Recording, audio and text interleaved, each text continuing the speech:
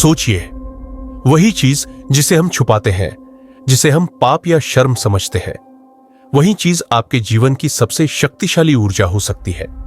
आज हम बात करेंगे उस विषय पर जिसे सुनकर आप चौंक जाएंगे, हस्तमैथुन और ओशो का दृष्टिकोण जो बदल सकता है आपकी सोच और जीवन ऊर्जा। ओशो कहते हैं कि यौन ऊर्जा केवल प्रजनन या सेक्स तक सीमित नहीं है, यह हमारी जीवन शक्ति की मूल ऊर्जा है। इसे समझना और सही दिशा में इस्तेमाल करना हमारे जीवन के लिए बेहद महत्वपूर्ण है। जब हम इस ऊर्जा को दबाते हैं तो मन और शरीर दोनों अस्वस्थ हो जाते हैं। तनाव, अधीरता, क्रोध, अवसाद, ये सभी नकारात्मक भावनाएं यौन ऊर्जा के दबने से पैदा होती हैं।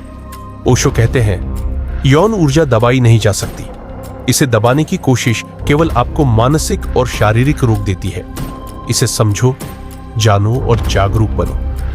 हस्तमैथुन केवल एक क्रिया नहीं है, यह अपने शरीर और इच्छाओं को जानने का माध्यम है।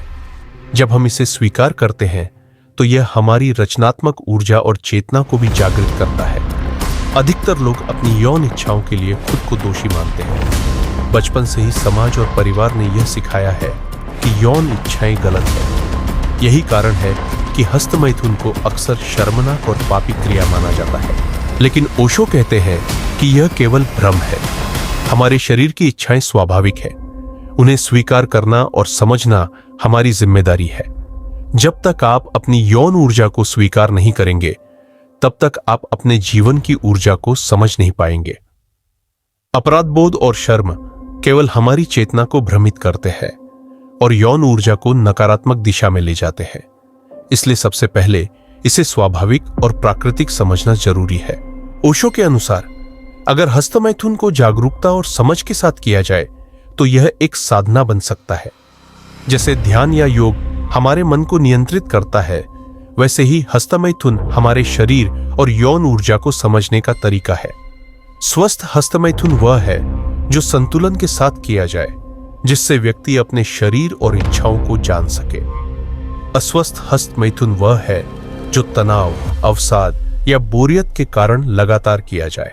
ओशो कहते हैं, जब आप अपनी ऊर्जा को समझेंगे तब आप इसे जीवन में रचनात्मक दिशा में लगा पाएंगे।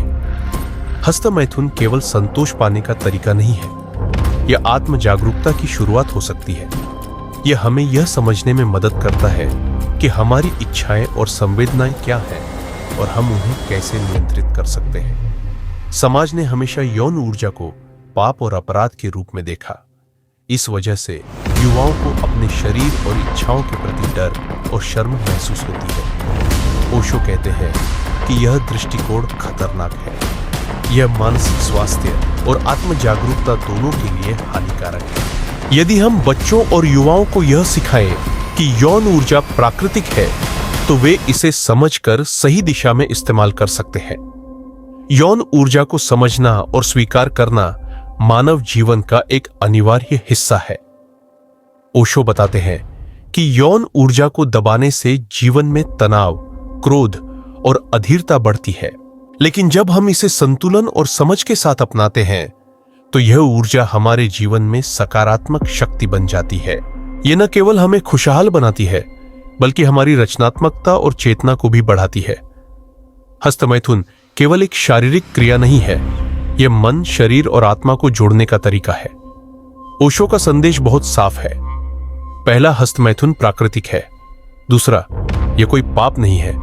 तीसरा, इसे समझदारी और जागरूकता के साथ अपनाएं। चौथा, अपराध बोध और शर्म को छोड़ें। पांचवा, इसे आत्म जागरूकता और मानसिक संतुलन का साधन बनाएं। जब आप अपने शरीर और अपनी इच्छाओं के प्रति सचेत होते हैं, तब आप अपनी जीवन ऊर्जा को पूरी तरह से महसूस कर सकते हैं। तो दोस्तों, इसे पाप या अपराध की नजर से मत देखिए। इसे जागरूकता, समझ और संतुलन के साथ अपनाइए। यही हमारी यौन ऊर्जा को सकारात्मक और रचनात्मक बनाता है। दोस्तों, अगर आज का वीडियो देखकर आपकी सोच थोड़ी भी बदली है, अगर आपको लगा कि इस विषय पर खुलकर बात होनी चाहिए, तो इस वीडियो को सेव कर लीजिए और दोबारा देखिए। हर बार देखने पर आप इसमें कुछ नया समझेंगे और शायद अपने शरीर और अपनी ऊर्जा से और गहराई से जुड़ पाएंगे। इसे अपने दोस्तों के साथ शेयर कीजिए, क्योंकि जितनी जल्दी हम इस शर्म और डर से बाहर निकलेंगे, उतनी जल्दी हम अपनी असली ताकत को पहचान पाएंगे। और हां, कमेंट में बताइए कि इस विषय पर अगला वीडियो किस पहलू पर बनाऊं, ताकि हम मिलकर इस बातचीत को आगे बढ़ा सकें।